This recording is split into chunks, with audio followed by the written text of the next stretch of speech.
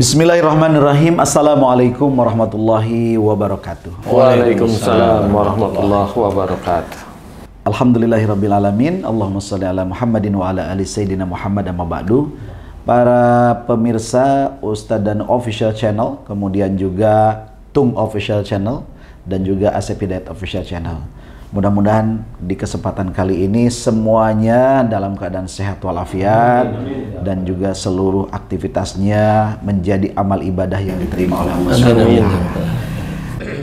Alhamdulillah kali ini kita kembali lagi di ngevlog yang mungkin barangkali bisa sangat bermanfaat untuk meningkatkan keimanan kita kepada Allah, untuk memperbaiki diri dan juga banyak hal yang tentunya bermanfaat untuk kita semuanya. Dan seperti biasa, kita masih ditemani oleh orang-orang yang luar biasa di hadapan Allah Subhanahu wa Ta'ala. Ya, yang pertama adalah kita sapa dulu guru kita, Ustadz Danu. Assalamualaikum, Ustadz. Waalaikumsalam warahmatullahi wabarakatuh. Alhamdulillah, sehat ya, Ustadz? Alhamdulillah. Ini kalau saya ketemu beliau itu selalu merinding tuh, nggak tahu apa ini, ada apa sebenarnya. Tapi yang jelas itulah yang terjadi. Ya, mudah-mudahan di lain kesempatan sedulur semua juga bisa bertemu, bisa bersilaturahim dengan beliau, bukan hanya dari medsos tapi betul-betul Allah izinkan bertemu, ya. Baik, yang kedua kemudian kita ditemani oleh Pak Tung. Halo guys. Channelnya apa? Tung Family Channel. Nah, jangan lupa ya diginiin. Kemudian diapain lagi? Di share. Di share ya. Jangan lupa komen ya. Komen dan subscribe. Itu yang paling penting. Komennya yang baik-baik aja. Iya. Kalau ada yang nggak baik juga nggak apa-apa.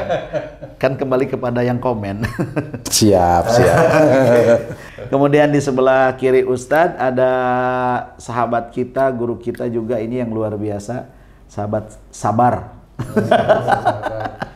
Bang Zai, ya. Assalamualaikum Bang Zai. Waalaikumsalam Ustadz Asep. Oke, alhamdulillah inilah kebersamaan kita yang selalu hangat, selalu penuh canda, tetapi tentu tidak over ya. Karena kan kalau kita terlalu fokus juga bisa jadi malah ya banyak hal lah, terutama untuk kesehatan. Nah, kali ini pembahasan yang akan kita coba angkat adalah tema mengenai isu yang saat ini sedang hangat-hangatnya dibicarakan di tanah air, ya. Polisi menembak polisi, kan begitu? Wah, ini kan jadi pertanyaan, kenapa kok bisa begitu? Apakah karena memang pegang senjata atau ini berbicara takdir? Kan gitu. Nah, kemudian yang kedua, apakah yang ditembak itu misalnya begitu, apakah memang ada runutannya dari atas atau gimana tuh Ustaz secara akhlak? Nah, ini mungkin mudah-mudahan ya menjadi bahan renungan sehingga apa yang terjadi kepada siapapun sesungguhnya bisa jadi itu akibat atau memang sudah ditakdirkan garisnya seperti itu. Nah, ini mungkin Ustaz boleh kita ingin mendengarkan dari apa yang saya coba ungkap tadi, kira-kira gimana nih Ustaz ya? Jadi memang sebelumnya Bismillahirrahmanirrahim, sesuatu takdir yang sudah terjadi itu pasti atas izin Allah. Itu yang pertama itu ya? Itu nomor satu. Jadi kalau kita mau belajar tentang tauhid, tentang kejadian kita sehari-hari, kalau ada kejadian sesuatu yang menurut kita buruk, itu belajar gimana caranya kita itu tidak seperti itu, kan harus belajar ya. Karena orang itu akan memilih dia besok masuk surga apa neraka, itu memilih. Tetapi memilih, jangan memilih surga tapi kehidupan sehari-hari semaunya sendiri. Karena ada rule-nya, ada aturan main. Kalau kita muslim itu ada aturannya, Quran, kemudian hadis, sunnah Rasul, ada aturan main. Kemudian juga yang harus kita ketahui bahwa apakah takdir yang terjadi pada seseorang itu bagaimana itu bisa muncul takdir. Memang banyak dari saudara-saudara kita cerita bahwa takdir untuk hari besok, takdir untuk minggu besok, takdir untuk bulan besok, takdir untuk tahun besok. Ini sebenarnya takdir itu ada yang bisa berubah karena orang itu berubah dari sesuatu yang tidak baik menjadi baik. Oke. Atau takdir itu bisa berubah dari yang dia baik menjadi tidak baik. Itu akan tetap berubah sama. Berseberangan ya. Berseberangan. Jadi takdir itu sebenarnya yang mengendalikan adalah manusia itu sendiri, mengendalikan, tetapi dia keluar nggak dari garis Allah. Itu kuncinya. Oke. Jadi ini kita harus mengambil salah satu poin dari ayat Quran yang sebenarnya itu bisa menjadi takdir, gambaran takdir. Contoh, wa ma asabakum min musibatin fa bima kasabat aydikum. Salah satunya ya ayatnya, apa saja musibah yang kau terima itu disebabkan dari buah tanganmu sendiri. Jadi kalau kita cerita tentang musibah saat ini, berarti pasti dulu kita itu melakukan sesuatu yang tidak baik. Oke. Kalau bahasa ininya karma atau gimana tuh? Kalau karma itu kan bukan bahasa kita sebenarnya. Tapi itulah cara Allah mengingatkan. Jadi kalimat dalam Quran itu sudah menjadikan itu takdir yang nanti orang itu akan mengalami. Jadi sudah diceritakan. Kalau itu bilang ramalan, enggak. Tapi bisa kok ditulis atau disusun. Kalau dia melakukan hal itu terus-menerus dan dia tidak tobat, dia pasti akan mendapatkan musibah jenisnya ini. Oke. Itu bagi korban. Bagi korban, siapapun korban, entah dia, entah orang lain, siapapun itu seperti itu. Tapi bagi pelaku? Bagi pelaku bisa aja beda. Kalau umpamanya pelakunya itu umpamanya nembak umpamanya. Kan gitu ya. Nah, pelaku nembak ini banyak sesuatu yang dia kerjakan. Siapapun, nggak cuma nembak, siapapun orang itu yang nanti akan ketahuan takdir ini menjadi besar. Itu biasanya orang ini, entah yang nembak kek, entah yang fitnah kek dan sebagainya ini, biasanya dulu dia melakukan hal-hal yang wujudnya menekan orang lain, memaksa orang lain, menjadikan malu orang lain itu tersebar dan sebagainya. Dan umpamanya seorang itu tidak pernah terpegang, untouchable lah istilahnya, yang tidak pernah tersentuh ceritanya. Nah, di sini juga itu menjadi gambaran bahwa orang ini mulai sekarang masuk wa ma asabakum min musibatin fa bima kasabat aydikum, masuk dia di situ. Akhirnya ketahuan. Kalau menembaknya umpamanya atau melakukan sesuatu yang memang tidak kita anggap itu keterlaluan atau keras atau keji atau apalah ya. Kalau orang biasa mau melakukan suatu penghilangan nyawa orang lain itu kan mikir ya. Apalagi orang yang cukup dipandang oleh orang lain itu mikir sebenarnya. Siapapun orang itu mikir. Nah, kenapa itu mudah? Nah, bisa aja mudahnya mohon maaf nih. Mudahnya nembak. Bisa aja memang dia itu mudah sekali untuk melepaskan ini dari menggunakan itu tuh mudah sekali dan tanpa mikir panjang umpamanya kalau Ustadz Asep latihan menembak dengan pistol atau dengan senapan, ini latihan menembak nih. Kan ada sasaran yang dituju. Kan latihannya di sini adalah latihan untuk memang belajar megang senapan, belajar megang pistol sampai ahli menembak lah di titik-titik sasaran tertentu yang dianggap itu jago lah ya. Tetapi ini sasarannya ini kan jelas ada, tujuannya jelas ada, keinginan kita itu belajar itu hanya untuk melatih saja. Kan gitu. Nah, bagi orang-orang yang tidak terkendali biasanya melakukan penembakan itu belum tentu harus ada sasaran. Ya, belum tentu dia ada sasaran.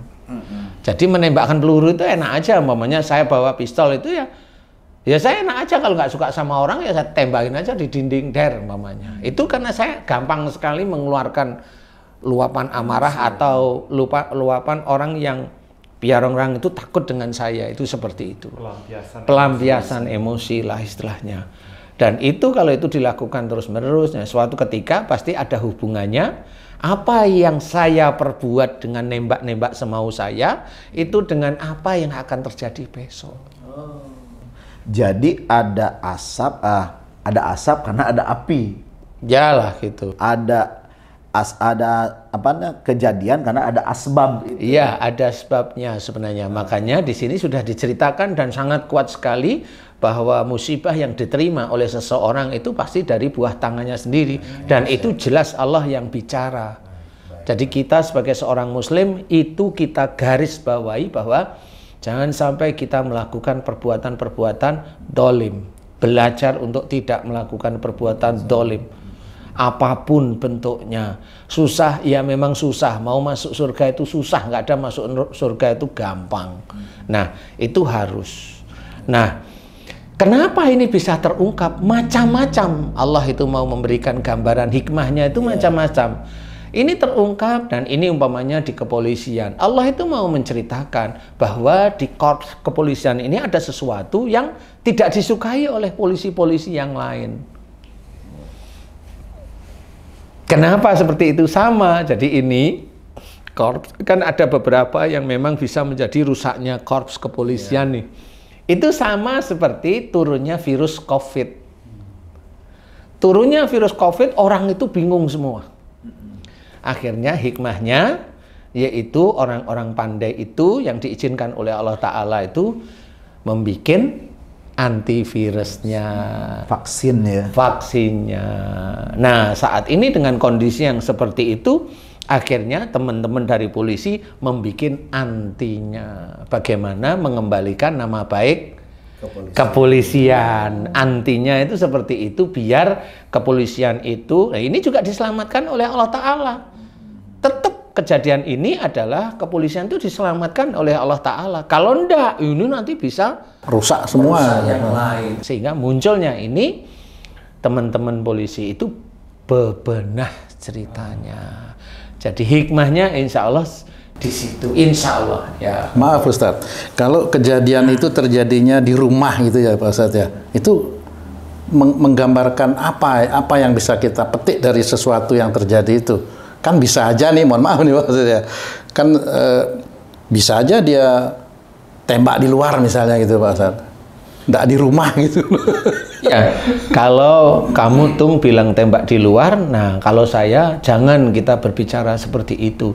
Itu berarti kita mengajari orang lain untuk melakukan kedoliman. Oh maaf Ustadz. Tidak apa-apa. Ini kan sebenarnya harus kita ketahui sehingga kita itu cara berpikir kita selalu baik. Oh. Jangan selalu buruk gitu ceritanya. Ya ini untuk siapapun. Saya tidak bilang kamu salah, tetapi ini kan hanya emosi aja. Kenapa kok ini di rumah gitu ya kan? Tapi jangan apapun bentuknya, apalagi keluar statement itu di media, media elektronik, kalau menurut saya jangan, tetap jangan keluar seperti itu. Umpamanya kalau kamu kan YouTuber nih, ya jangan, karena itu akan mengajari orang itu melakukan seperti itu. Umpamanya Haji J, akhirnya Haji J punya pikiran, oh mau di luar aja deh, kan gitu ya, kan nggak perlu. Terinspirasi ceritanya, itu tidak boleh ya. Nah, kalaupun umpamanya itu terjadi di rumah, barangkali memang itu salah satu yang diizinkan oleh Allah Ta'ala harus terjadi di rumah.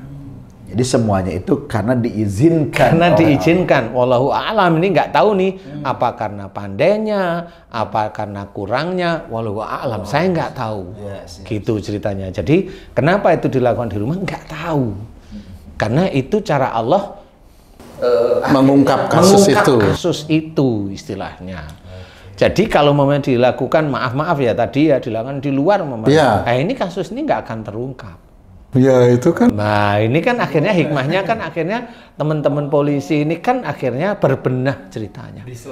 Diselamatkan oleh Allah Ta'ala. Bisa jadi goib kalau terjadinya di luar. Iya, masih goib. Masih goib istilahnya. Nah, dengan kejadian kasus itu ya Pak Ustadz, itu kan akhirnya banyak sekali orang-orang yang terlibat dalam kasus itu. Nah, apakah orang-orang yang terlibat ini hanya semata-mata loyalitas dia atau memang juga dia akan mendapatkan hasil dari perbuatan-perbuatan mereka gitu, atau takdir juga ya? Gimana? Hampir 100 orangan seperti itu kira-kira Pak Ustadz. Kalau kita mau menilai begini, Kalau saya dari pengalaman yang sering saya alami, sebenarnya penilaian kita satu. Yang jelas, dudukkan bahwa Allah itu tidak berbuat dolim. Dudukkan pada hati dan otak kita itu. Ya, dudukkan bahwa Allah itu tidak berbuat dolim kepada hamba-hambanya. Itu nomor satu dulu. Satu, kemudian berikutnya baru menganalisa. Analisanya, loh terus orang-orang itu kok ikut-ikutan gimana? Kan banyak yang protes nih dari keluarga, dari ini kan nggak bersalah, ini loyal, ini. Ya, tetapi Allah itu punya dua malaikat, Raqib dan Atid. Dan itu selalu menulis, mencatat apa yang dilakukan oleh orang-orang, semua orang di dunia itu dicatat. Yang baik akan dicatat, yang buruk juga akan dicatat walaupun sebesar biji zarah, yang terkecil pun. Nah, berarti kalau ada sesuatu keadaan yang seperti itu, insya Allah berarti catatan Allah tidak salah. Dan itu takdir yang memang harus disikapi. Persoalan beliau-beliau itu yang kena imbas itu memang pernah atau sering melakukan kesalahan, wallahu a'lam. Kesalahan apa? Saya nggak bisa cerita di situ. Ya, kesalahan itu ya bagi mereka sendiri yang bisa berpikir. Kalau mereka salah, kalaupun tidak salah umpamanya, bisa aja itu diuji dari imannya mereka. Dia tidak pernah berbuat salah, dia tidak mau menerima uang sogokan. Dia menolak, selalu menolak, dia ikut. Berarti dia itu diuji oleh Allah Ta'ala lewat itu.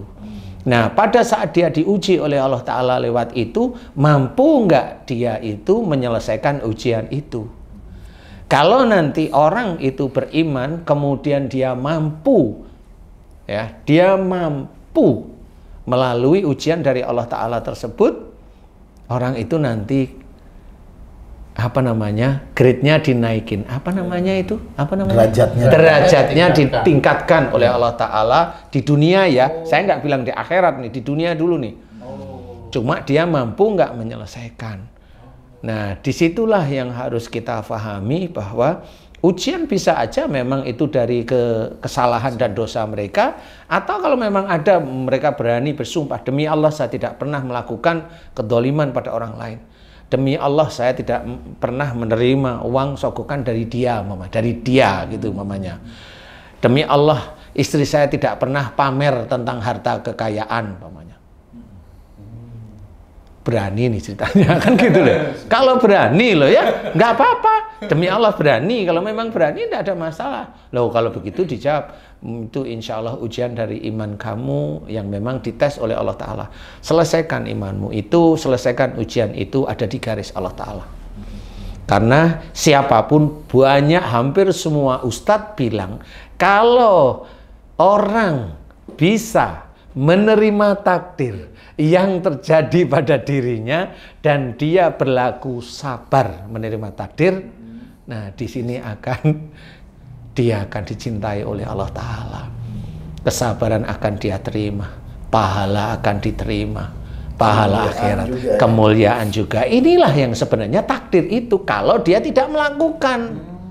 Tapi kalau dia melakukan, lah ya mau jadi ngomong buruk. Apa lagi ya tetap jadi buruk. Ya sudah, sementara ini jalani aja. Kalau memang kita ada teman di situ, udahlah jalani aja, kembali pada Allah. Sudah nggak apa-apa, ini introspeksi dari Allah Ta'ala. Walaupun ini teman-teman kita yang salah, ya kita tetap memberi. Sebagai seorang kawan, ya kita berikan sesuatu yang terbaik. Tidak usah menghujat kesalahan-kesalahan yang lain, itu nggak perlu dihujat. Justru harus menjadi introspeksi, jangan sampai kita melakukan. Jangan sampai kita melakukan seperti yang itu, gitu, seperti itu.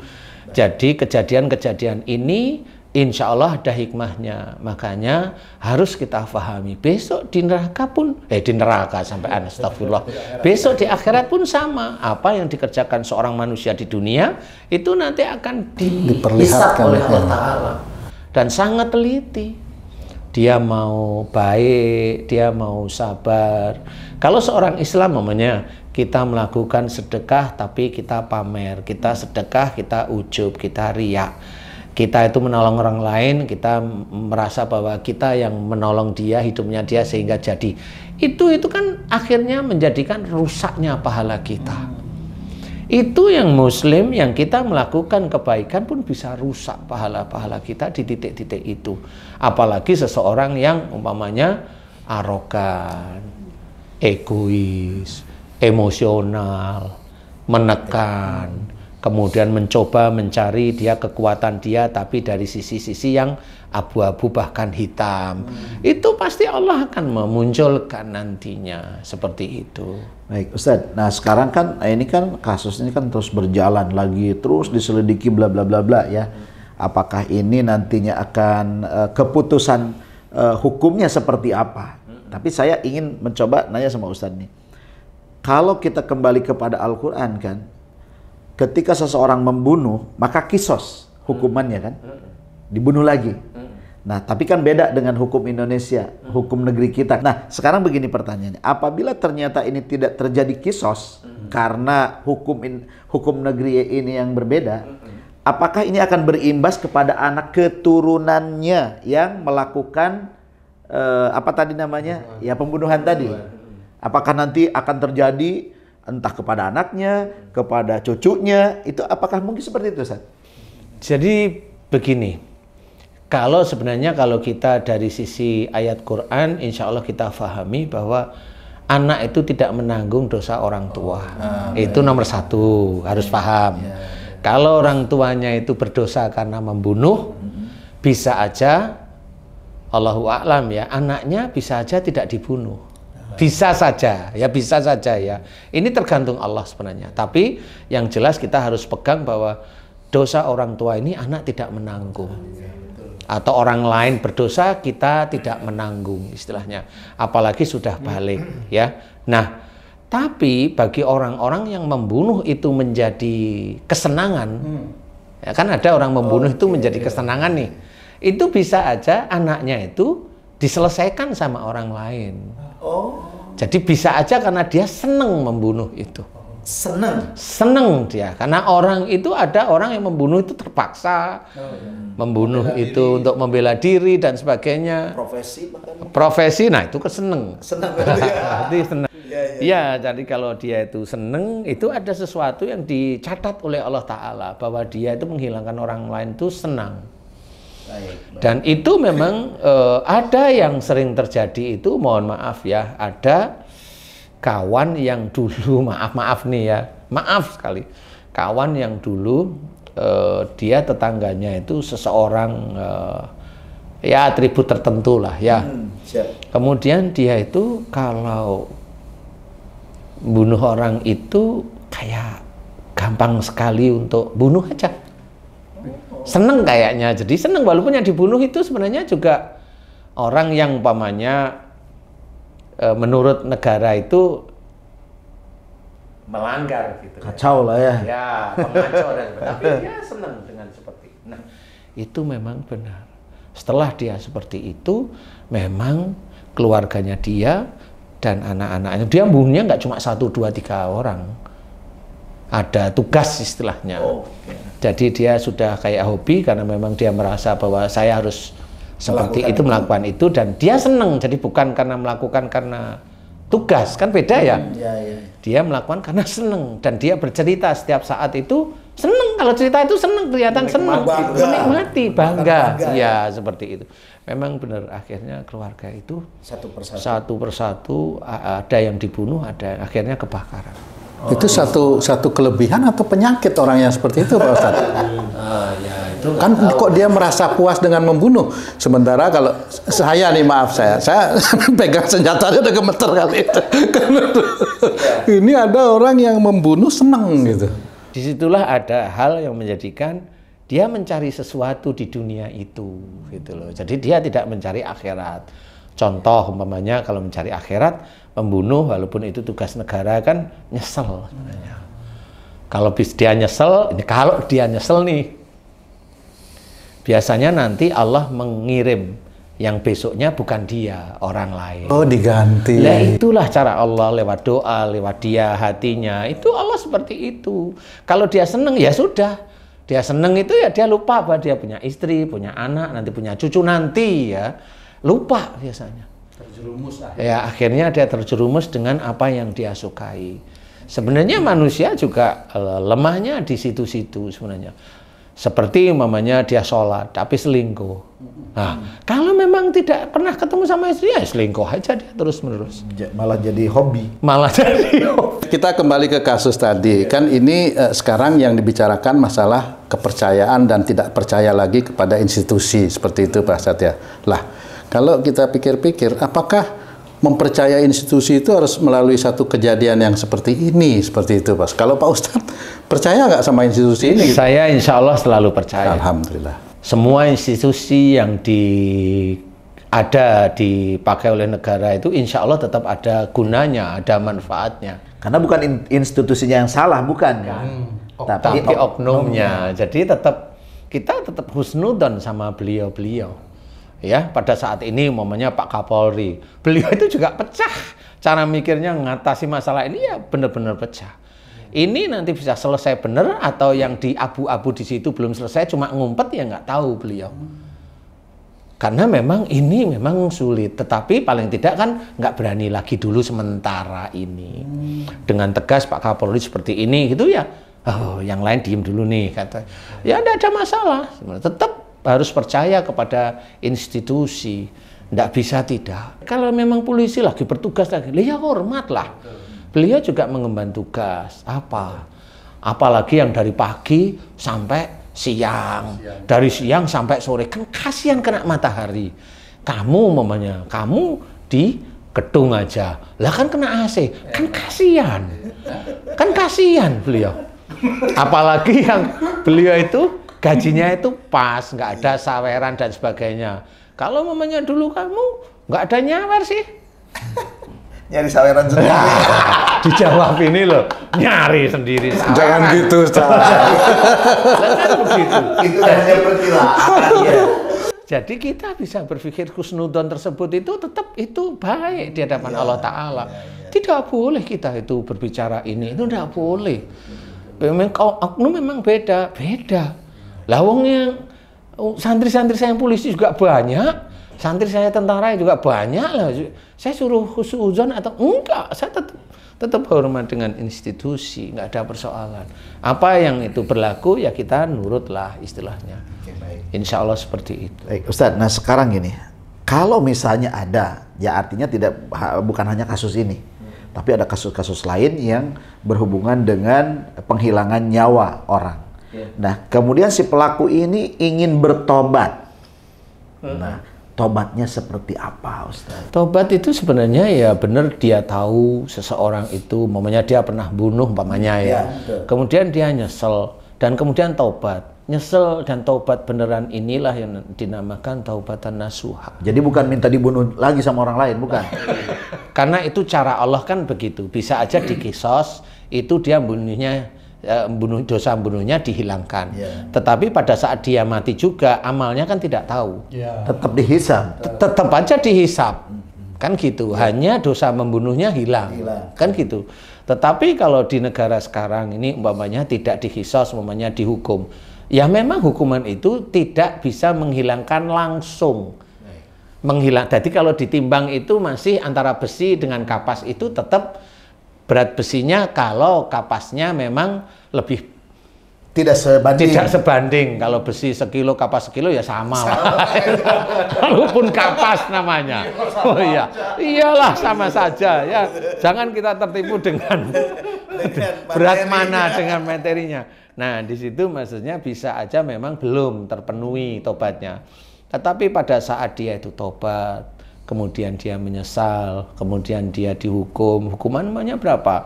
20 tahun namanya. Dan pada saat dia itu dihukum atau dia keluar dari situ, kemudian dia cari keluarganya yang dibunuh dengan tanpa tahu keluarganya dikasih. Kasih rezekinya dia, semampu dia niat ini memang karena kesalahan dan dosa-dosa saya. Nah, dari situ bisa aja amal-amal dia itu malah mengurangi dosa-dosa yang dulu dia membunuh. Wallahu a'lam ya.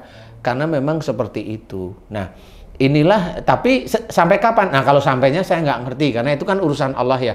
Karena yang benar-benar adil itu Allah.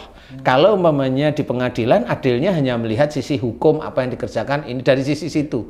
Tapi yang betul-betul timbangan itu bisa menghilangkan cara dia membunuh itu yang bagaimana? Ya nggak bisa cerita. Bagaimana sekarang kita itu bisa cerita Umar bin Khattab umpamanya? Betul. Nah, kan gitu ya. Betul. Pada saat beliau itu dulu itu ya keras, kasar dan sebagainya, malah bahkan sebelum masuk Islam dia mau menggal kepala Rasul. Setelah beliau itu masuk Islam ya Rasul nggak pernah ungkit-ungkit lagi itu, kan gitu. Jadi Rasul itu mengajarkan kepada kita tidak mengungkit-ungkit institusi sebenarnya. Ya itu harus kita pahami. Lah kalau kita itu ngungkit-ngungkit namanya dendam. Tapi tetap harus dicari, kan gitu kan, siapa yang melakukan itu dan boleh selesaikan kan, selesaikan dari mengacu pada hukum negara itu boleh, silahkan. Kalau saya sih boleh aja, tetapi kalau memang seorang yang terbunuh pasti Allah mengizinkan terbunuhnya. Orang yang meninggal itu Allah mengizinkan, insya Allah pasti seperti itu. Sama seperti ada dalam Quran diceritakan, wala tulqu bi aidikum ila tahluka. Dan janganlah kamu menjerumuskan dirimu dengan perbuatanmu ke dalam kebinasaan. Sebenarnya Allah sudah menceritakan bagaimana seseorang itu akan binasa. Kalau diceritakan di ayat ini berarti ini adalah kelihatannya Allah biasa, tapi ini adalah pengetahuan dari Allah Ta'ala. Jika seorang melakukan kedoliman atau dosa, dikatakan oleh Allah Ta'ala binasa. Jadi sebenarnya itu Allah matinya seseorang kalau dia banyak dosa, Allah hanya mengizinkan, tapi tidak ridho. Allah hanya mengizinkan matinya apa? Ya begitu. Matinya apa? Ya begitu. Matinya apa? Ya begitu. Itu Allah hanya mengizinkan mati aja karena perbuatannya. Makanya kalimat berikutnya dari ayat ini orang jarang tahu. Wala tulqu bi aidikum ila tahluka. Nah, baru belakangnya wa ahsinu, dan berbuat baiklah. Innallaha yuhibbul muhsinin. Kalau satu ayat ini disusun dua yang beda, berarti yang melakukan perbuatan baik inilah nanti kematian orang itu Allah ridho, insya Allah. Dan ridhonya Allah kita juga tidak tahu. Makanya disuruh selalu berbuat baik. Begitu. Termasuk orang yang meninggal, maaf Pak Ustadz, termasuk orang yang meninggalnya itu karena nabrak truk misalnya gitu Pak Ustadz. Ya bisa aja. Kalau dia nabrak truk berarti uang dipergunakan untuk kendaraannya itu bisa aja memang nggak bagus. Ya. Bersumber dari itu yang belum dikeluarkan, yang belum dikasihkan atau apa, banyak sekali. Kemudian karena nabrak keras. Nah, termasuk orang yang nabrak nggak usah meninggal, nabrak aja orangnya itu termasuk keras. Perilakunya gitu. Iya, sehari-hari itu termasuk keras, kaku. Nah, kalau sampai meninggal ini dianggap oleh Allah Ta'ala ini barangkali menurut saya ya kurang manfaat aja. Oh, sudah melampaui batas apa yang dia lakukan. Batas, sehingga dilihat olehnya ya sudah nggak manfaat, sudah diambil aja seperti itu. Itu hanya Allah Ta'ala ya. Karena memang takdir itu memang kalau memang mau membicarakan itu banyak. Makanya tidak boleh suuzon, itu otak, tidak boleh berbicara kasar, melihat sesuatu nggak cocok jangan emosi, mendengar sesuatu nggak cocok jangan iri, jangan dengki, jangan marah, jangan menekan kalau punya kepandaian. Kalau diberi kepandaian jadi apapun di situ tingkatnya level S1 itu kan macam-macam ya, kemudian S2, S3, S21 saya punya kalau S21. S22. Seperti itu ya. Jangan menekan. Itu kan grade-nya kalau kita dikasih tahu, sering kita mendengar Ustadz, kalau kita berilmu kan derajatnya ditinggikan. Jangan menekan. Kan gitu. Ada satu hadis, al-qatil wal maktul al-qatil wal maktul finnar. Jadi yang membunuh dan yang dibunuh dalam neraka. Ini bagaimana? Itu muslim. Oke.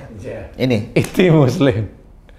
Jadi begini, jadi kalau seorang muslim gontok-gontokan, pamannya Tung memfitnah saya nih, saya tahu Tung Islam, saya tahu Islam, saya kan berpikir, Saya balas atau saya milih tidak. Kalau saya balas, tung malu. Harga dirinya tercoreng. Ya, pasti namanya ya. Kalau saya tidak balas, saya mengambil aturan-aturan Allah bahwa seseorang yang sudah mengucap syahadat itu saudara. Ya. Saya ambil itu. Kemudian fitnah ini menjalar banyak. Saya biarkan. Karena bagaimanapun juga fitnah itu terjadi pasti atas izin Allah untuk menguji saya barangkali.